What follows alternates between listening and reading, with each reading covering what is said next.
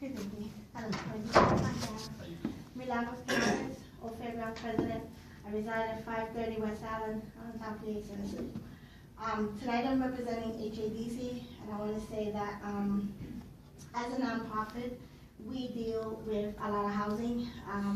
Currently, we love the city, we work really hard, but we're having some issues understanding the fees that are associated with running a rental park. I am the rental manager of about 72 units, and so HADC does affordable housing, but we also do affordable rehab. So for example, if we purchase our property, we have to get our permits, our license, and everything else, and part of that is getting a CO. So you would think that when you get the CO, that allows the new homeowner to be able to move in because that's certified that the apartment is fit and has passed all inspections. You would think.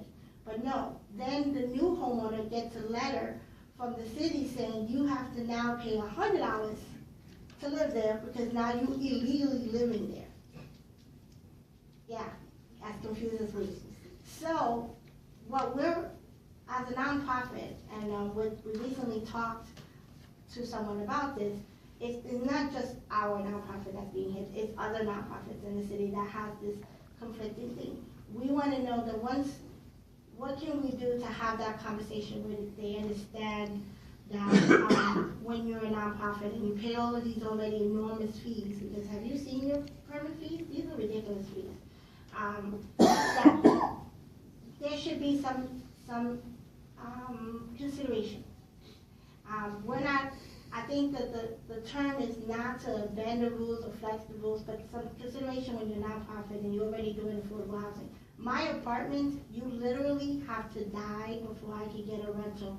I have no vacancies. My oldest tenant is 28 years living in our units.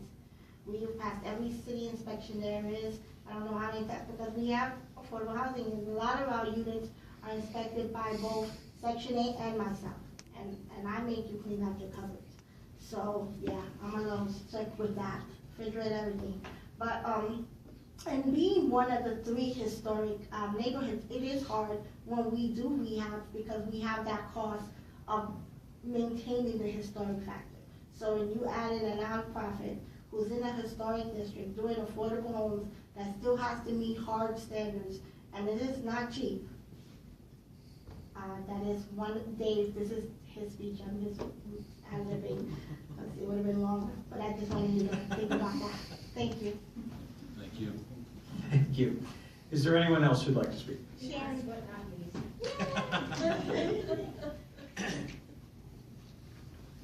Good afternoon or good night. I'm Karen Fraser, 25 North 11th Street in Allentown, Pennsylvania, 18101. Chair of the Martin Luther King Memorial in Allentown. I'm here just to advocate for some folks who really not here to speak for themselves, which are the youth of Allentown, and think asking city council and all the economic development in what they're doing to think about having a place for after school for these children. I'm sorry. Yes. Having a place for our youth to go in the afternoons after school. That's more a community center. I mean, that lovely building in front of the terminal downtown would be a wonderful place because it would serve the kids from all the boroughs, I mean all the wards downtown, and have somewhere basically they have computers, they have homework, something to help them, a basketball court, stuff. Because that will help with the gang, give them somewhere else that they can form friendships and create community. I mean, we have spent millions of dollars creating a downtown that looks great, but our inner cities have not been taken care of. And thinking about it, that the bond that's floated to create that downtown is the people who work and live in Allentown that's supporting that. So I think it's only proper that we think about the least of these, which is the children, and find a way of trying to make sure that they, considering they're the future for all of us, have somewhere that they can feel safe and have a community and where they're accepted. There's a place on the east side. I think we have the pool on the west side, but I think downtown Allentown needs to do something about putting some sort of community together for our children. If I may. Yeah, sure. Yes, it's a great idea. It's something that we have only recently talked about, some type of community center in the downtown area. But it's also something that hopefully will be interwoven within the new schools that are being built. Okay. 11th Street. We hope that, and I believe they are looking at making those community schools that will be open, say, from 8 in the morning or 7 in the morning till 8 or 9 o'clock at night, so that students can come in there and, as I mentioned, having health care and all sorts of things for children and the families who live in that area. But I agree with you. We've had some meetings, but very little up till this time. But I think it would be great to look for something downtown. Well, I'm looking Unfortunately, we've lost a lot of our recreation places, Union Terrace, the Youth Center over the years, and we're just not getting those back. Eastside Youth Center does a great job over there with their programs, but we do need more throughout the city. So it's certainly something we'll look at, and please continue to advocate for it. I think it would be Yes. very, very helpful. I agree. Thank Thank you you. very much. Good night. Thank you. And is there anyone else? All right, well, from the community, I want to just say thank you. Councilman Hendricks, if you had any remarks that you wanted to make? Just that I really appreciate all the comments, and they're all great ideas. As I said, one of the first things I said, we do need more people, especially with the deal with the housing issues, and something we're gonna have to look at. Funding is gonna be an issue, but we still have to do it, and it's just too important. I think the majority of complaints tonight, quality of life, rentals, landlords, that all relates right into the housing areas and into community economic development, and manpower is key for that. We are going to have to somehow get more people working on those problems. So I appreciate everybody's comments. Thank you very much. I'll do everything I can. I'm well aware of them. I'm a landlord myself, and I pride myself in the properties I do own. And I know there's problems out there, big time. Thank you very much.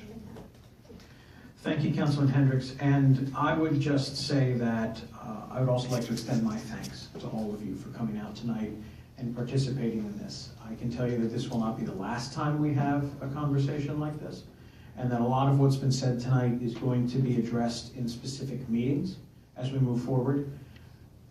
I will tell you that the committee is going to be reactivating something that we did in years previous, which is that we are not going to be just holding hearings here, but we're actually going to get out excuse me, into the community and do community tours, whether it's of a neighborhood, whether it's of a specific economic development project or nonprofit that's doing work throughout the city. We are going to be going out there and doing that. And these will not be voting meetings of the committee, obviously, but these will be meetings of the committee where we're trying to come out and listen to each and every one of you, to see the projects that you're all working on a day-to-day basis, to see your neighborhoods.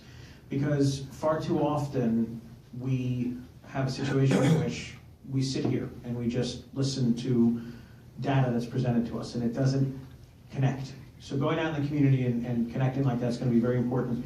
And Mr. Diaz, I would just extend that to the whole department. If you can pass that along, that we would love to have representatives from the department at each of those meetings as we schedule them, and we're going to let you guys know about them.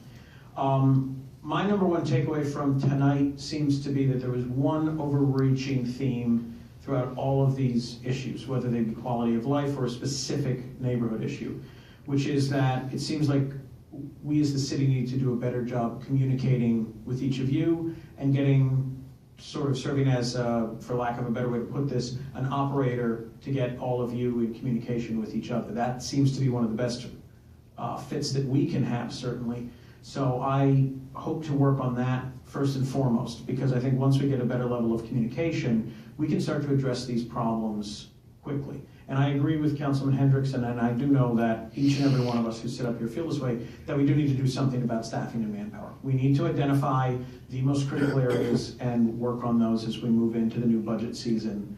You know, I know we just started the fiscal year, but sooner rather than later, we're going to be looking at it. And I know that council is going to be looking at changing some of our budget processes. So this is going to be a very long-reaching attempt to try and fix some of these problems. The last thing I would just say to Mr. Diaz, maybe you could take some of the concerns tonight back to the department, more specifically I know from the committee, if we could get some more information on the issue with the carriage house at 8th and Gordon, to try and see if we can come to a better resolution, because I do think that if we can do that, that would be great. And also if perhaps we could get more information on, and I see Ms. Canals left, but on what's going on with HADC and maybe where there's some confusion there and how we can fix that. The last thing I'll say is, and unfortunately I see that both of the gentlemen who are representing the school district had to leave, and Superintendent Parker and President Thiel, but I will say that having the school district come tonight and hear these concerns and participate in them is very important. You know, one of the things that I know Superintendent Parker has talked about a lot is that economic development and education go hand in hand, and that is absolutely true. We're not going to be able to create good communities and good paying jobs if we don't have a school district that's producing qualified and competent workers. And we are not going to be able to give the kids everything they need if we don't create the jobs that are going to pay for that education.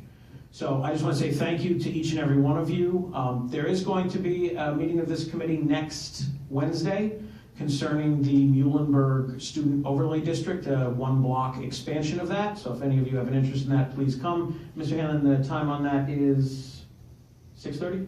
6:30 and then the public hearing at 6:45. Yes, so we'll have 2 hearings on that actually. So, Mike, there was also an issue about the liquor license that Little Apple is applying for. It was originally slated for 13th, it said, but I guess there was canceled or something that I don't know. I got an email forwarded from Dan Bosket. Do you know when that one is? Yeah, that's it. That's a public hearing for liquor license transfer into Little Apple Market. That's at 6 o'clock. 6 o'clock? On the 21st. Okay, great, thank you. so if any of you don't have your emails on the distribution list that Mike puts out, I would ask you to please give your information to him before the end of the night. Thank you all for coming out tonight and spending the time, and this hearing is adjourned.